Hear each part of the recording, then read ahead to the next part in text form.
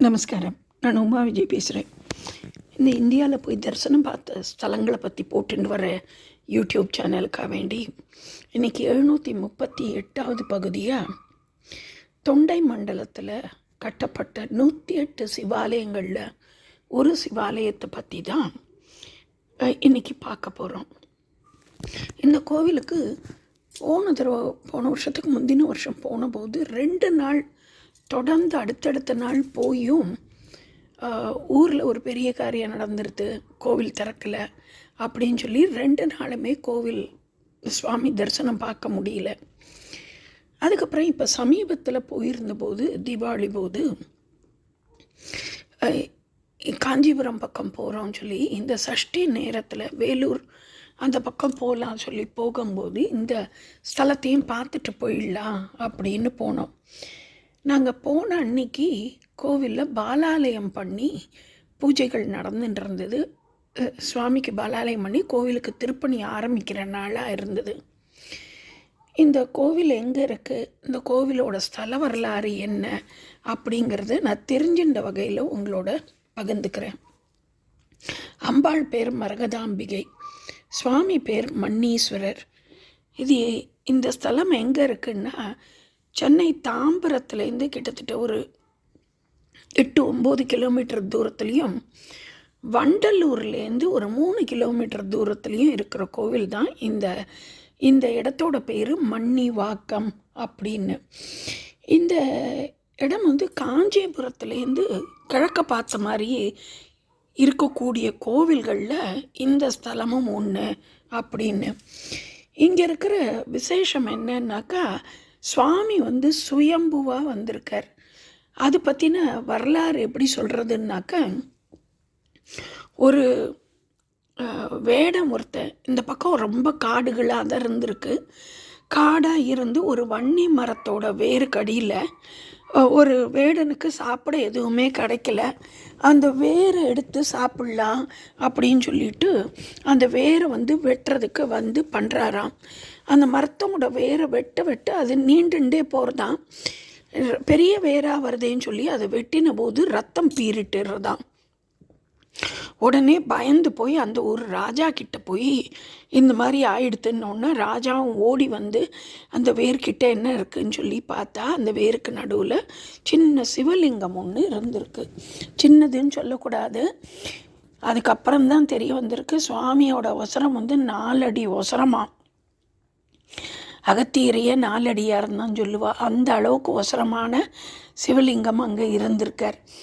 அந்த சிவலிங்கம் அப்போ அசரீரியா அந்த லிங்கத்தை எடுக்கலாம் சொல்லி இது பண்ணின போது அசரீரியா என்னை எடுக்க வேண்டாம், இங்கேயே எனக்கு கோவில் கட்டுன்னு சொன்னபடியாக ராஜாவால் கட்டப்பட்டது. அதாவது 1ஆம் குலோத்துங்க சோழனோட கடைசி காலத்து போது இறுதி நாட்களில் கட்டப்பட்டது. கிட்டத்தட்ட கிபி 11ஆம் நூற்றாண்டு சேர்ந்தது இது. அதுக்கப்புறமா விஜயநகர மன்னர்களால் இந்த கோவிலுக்கு திருப்பணிகள்லாம் செய்யப்பட்டிருக்கு. ஒரு 600-700 வருஷம் முன்னாடி திருப்பணிகள் செஞ்சதுக்கான கல்வெட்டுகள்லாம் இந்த ஸ்தலத்தில் இருக்குது அப்படிங்கிறதையும் தெரிஞ்சுன்னு. சுவாமி சுயம்பு. அவர் கிழக்க பார்த்துட்டுருக்கார். அதே கிழக்க பார்த்து தான் கோவில் கட்டியிருக்கா. வாசலில் கோபுரம் எதுவுமே கிடையாது. பார்த்தோம்னாக்கா சொதச்சிற்பத்தில் மேலே ரிஷபாரூடராக சிவனும் பார்வதியும் இருப்பாள். நடுவில் இடது பக்கத்தில் பிள்ளையார் மூஞ்சூர்லேயும் வலது பக்கத்தில் வள்ளி தேவியானியோட முருகர் மயில் வாகனத்துலேயும் இருக்கிற மாதிரி சுதை சிற்பம் தான் இருக்குது. அங்கே உள்ளே போனோம்னாக்கா அதை தாண்டி அந்த வாசலை தாண்டி உள்ளே போனோம்னா பலிபீடம், அடுத்து கொடிமரம், பலிபீடம், அடுத்து நந்தி பகவான். இந்த ஸ்தலத்து நந்தியும் சமீபத்தில் நான் பதிவுகளில் போட்டிருந்த சில கோவில்களை பற்றின பதிவில் போட்ட மாதிரி இந்த திருவல்லம் கோவிலில், அப்புறம் திருவைகாவூரில் திருமுல்லை வாயில்னு ஆவடி பக்கத்தில் இருக்கிறது, அந்த மாதிரி இடத்துல எப்படி நந்தி பகவான் சென்னை கிட்ட இருக்கிறது, அந்த மாதிரி இருக்கிற நந்தி பகவான் நிறையா கோவிலில் சுவாமி மாதிரியே அவரும் கிழக்க பார்த்து வெளியில் பார்த்த மாதிரி இருப்பார். அதுக்கு காரணம் சோழ ராஜாக்கள் எல்லாம் இந்த ஸ்தலத்தில் வந்து வேண்டின்ட்டு போனாலாம். அப்போ நந்தி பகவான் வந்து பகவீர்கள் வராமல் பார்த்துக்கிறேன்னு சொல்லிட்டு வாசப்பக்கத்தை பார்த்துட்டு இருக்கிறதா நான் கேள்விப்பட்டேன். இந்த கோவிலில் இருக்கிற ஸ்தல விருட்சம் வந்து வன்னி மரம் தான். தீர்த்தம் வந்துட்டு ஞான கங்கை தீர்த்தம் அப்படின்னு சொல்லப்படுறது. இந்த தீர்த்தத்தை மகாலட்சுமி இந்த இடத்துல உற்பத்தி பண்ணியிருக்கா. அதனால் இந்த தீர்த்தத்தில் குளிச்சுட்டு இந்த ஸ்தலத்தில் இருக்கிற இந்த மரகதாம்பிகை அம்பாள் வந்து ஞானஸ்வரூபமாக சரஸ்வதியோட அம்சமாக இங்கே காட்சி தந்துட்டுருக்காளாம். அதனால் இந்த தீர்த்தத்தில் குளிச்சுட்டு செல்வமும் கிடைக்கும், லக்ஷ்மியால் உண்டாக்கப்பட்டபடியா இந்த அம்பாளை வேண்டிண்டா கல்வி ஞானம் எல்லாம் கிடைக்கும் அப்படிங்கிறதும், இந்த பக்கத்தில் இருக்கிறவா அவளோட குழந்தைகளுக்கு கல்விக்கோசரம் இந்த கோவிலில் வந்து இந்த அம்பாளை வேண்டிட்டு போகிறது பழக்கமாக இருக்குது அப்படிங்கிறதும் தெரிஞ்சுட்டேன். அதுக்கப்புறம் என்ன ஆயிருக்குன்னா, இந்த ஸ்தலத்தில்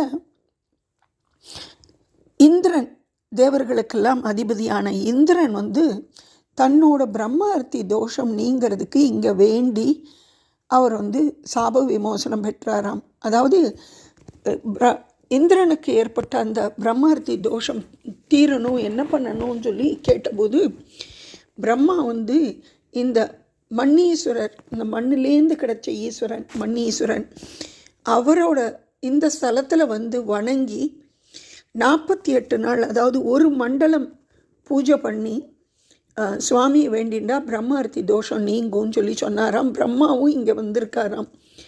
அப்படி பிரம்மாவோட வழிகாட்டுதலோடு வந்து தனக்கு ஏற்பட்ட இந்த பிரம்மஹத்தி தோஷத்தை ஒரு மண்டலம் தங்கி இந்திரன் நீக்கின்றார் அப்படின்னு தெரிய வருது. அதை தவிர பதஞ்சலி முனிவருக்கு ஒரு சீடர், அந்த சீடரோட பேர் வந்து பளிங்கு சித்தர். அவர் பளிங்கு மகரிஷி.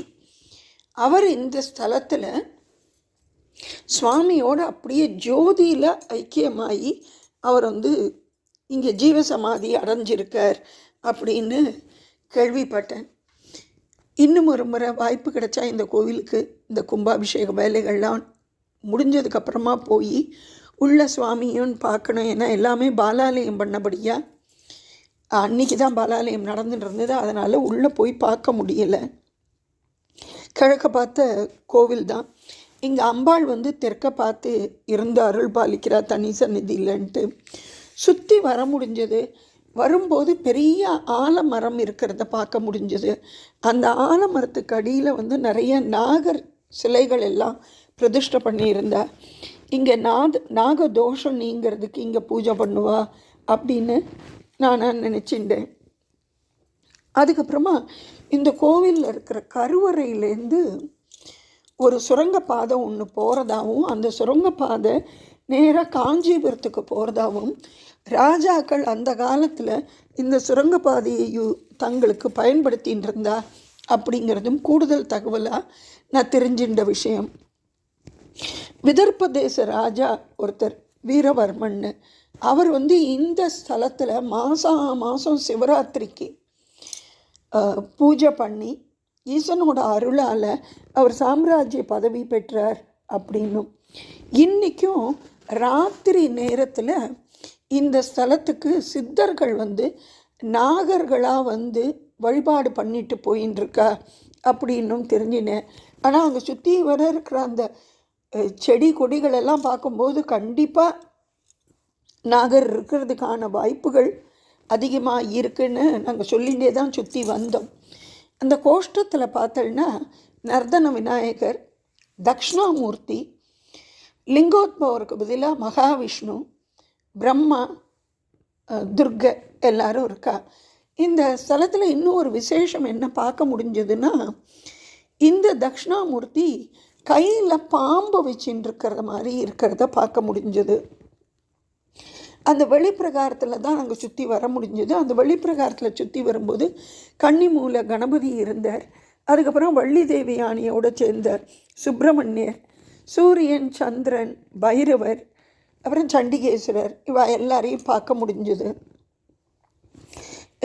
இந்த ஸ்தலத்தில் வந்து இருக்கிற மண் எப்படி வைத்தீஸ்வரன் கோவிலில் அந்த வியூபுதி சாத்துருண்டைன்னு சொல்லி கொடுக்குற மருந்துருண்டை அது சகல வியாதிகளையும் தீக்கிறதா இருக்கோ, அந்த மாதிரி இந்த ஸ்தலத்தில் மண்ணே ஒரு மருந்தாக இருக்குது. இங்கே வாங்குகிற இந்த மண், இந்த கோவிலில் கொடுக்கப்படக்கூடிய மண் வந்து எத்தனையோ பேரோட வியாதிகளை எல்லாத்தையும் குணப்படுத்துறது. அந்த அளவுக்கு சக்தி வாய்ந்த கோவில், மண்ணே இத்தலத்தின் அருமருந்து அப்படின்னு கேள்விப்பட்டேன் நான். இப்படியான பழமையான கோவிலை பார்க்குற பாக்கியம் அது பாலாலயம் பண்ணுற அன்னைக்கு கிடைச்சாலும் மண்ணீஸ்வரரை பற்றின விவரங்களை தெரிஞ்சுக்கிற பாக்கியமும் அந்த கோவிலை சுற்றி வரக்கூடிய வாய்ப்பும் கிடைச்சது. யாருக்கெல்லாம் சந்தர்ப்பம் கிடைக்கிறதோ வண்டலூர்லேருந்து 2-3 கிலோமீட்டர் தூரத்தில் காஞ்சிபுரம் போகிற வழியிலையும், காஞ்சிபுரத்துலேருந்து வந்தேன்னாக்க ஒரு 10 கிலோமீட்டர் தூரத்துலேயும் 9-10 கிலோமீட்டர் தூரத்துலேயும் இருக்கக்கூடியது தான் இந்த மன்னிவாக்கம்ங்கிற ஊர். அதில் இருக்கக்கூடிய மரகதாம்பிகை சமேத மண்ணீஸ்வரர் வழிபாடு பண்ணி எல்லாருமே எல்லா அருளையும் பெறணும்னு சொல்லி இந்த வீடியோவை முடிக்கிறேன். இந்த வீடியோ பிடிச்சிருந்தால் லைக் பண்ணுங்க, கமெண்ட் பண்ணுங்க, தெரிஞ்சவங்களோட ஷேர் பண்ணுங்க. நமஸ்காரம்.